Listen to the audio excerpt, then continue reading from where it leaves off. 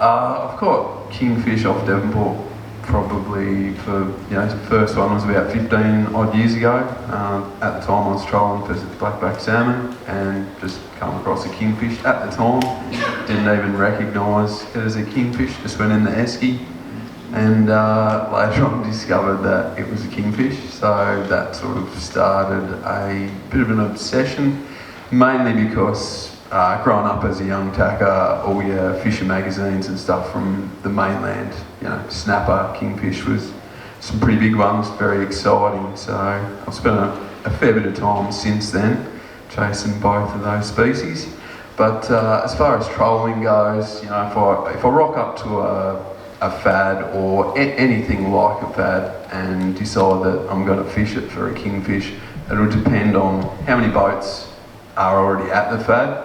So if I've got the FAD to myself, I'll start out, say, 100, 150 metres. I'll deploy my spread of lures. I like to run a spread of about 4. I'll have a diver, like a 120mm Halco in Lumo or Pilchard colour, which we've got over here. Feel free to come down and have a chat later, share everything that I know. And then on the other corner I run another diver, something that runs a bit deeper, Halco 190, similar colours, or a Nomad, again similar colours. The Lumo is, when that colour come out, she's absolute gun lure. Like I'd say for my catches trolling, probably 7 or 10 kingfish come on that lure. So standout lure. I wouldn't go out there and troll without that lure. That's how effective it is for me. So I'll have the 2 divers, then I like to run a skirt. If they're a little bit different on the bite, then I like to have something that excites them. So even like a little tuna teaser bird, small one. Immediately behind that, a small skirt in a bright colour, like a bright Lumo green or a bright fluoro pink is very effective on them when they're a bit funny on the bite.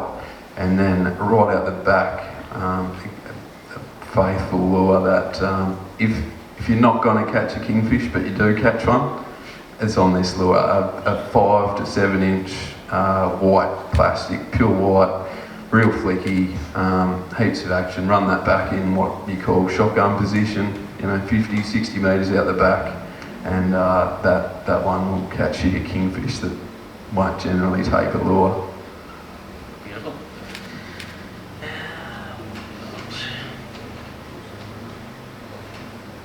And jigging, different approach, probably coming in a bit closer to the FAD now. Any tips on how you'd work that?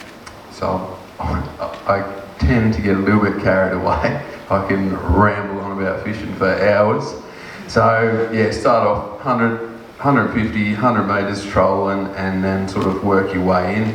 Always paying close attention to your sounder. If you see a big bait ball or mark up some fish that's down a bit deeper, you don't get a strike on your spread, it pays to pull up and try dropping that plastic down or dropping a jig.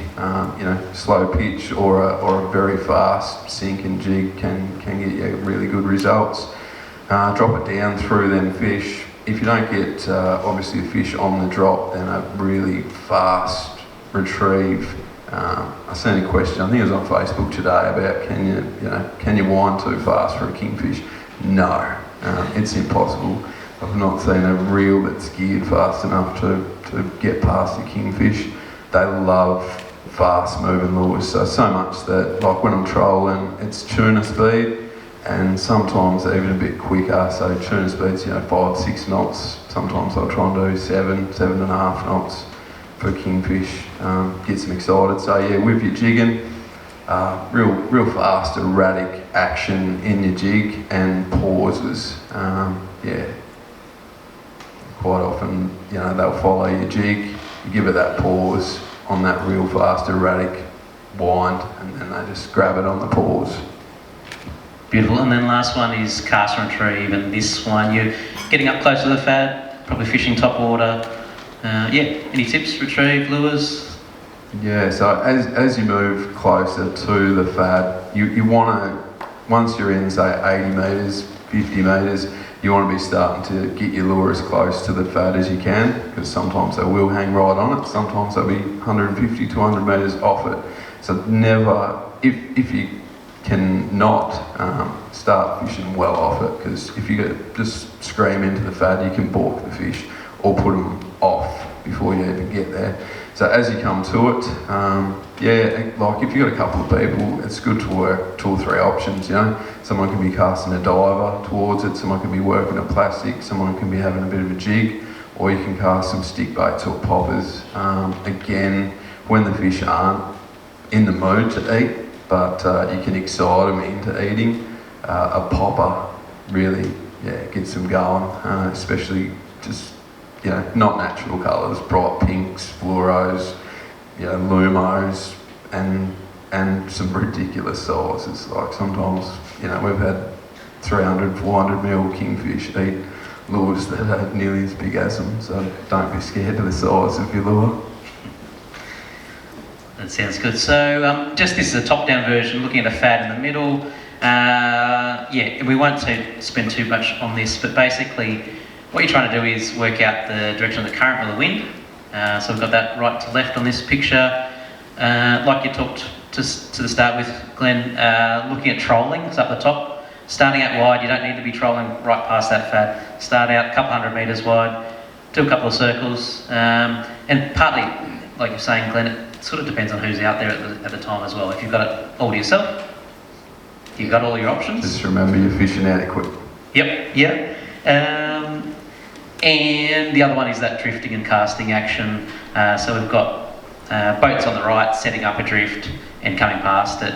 And look, if it really kicks off, you might potentially get some spearfishers in there too. So again, they'll go in, up current and drift through. So give them space. Everyone can catch a fish hopefully.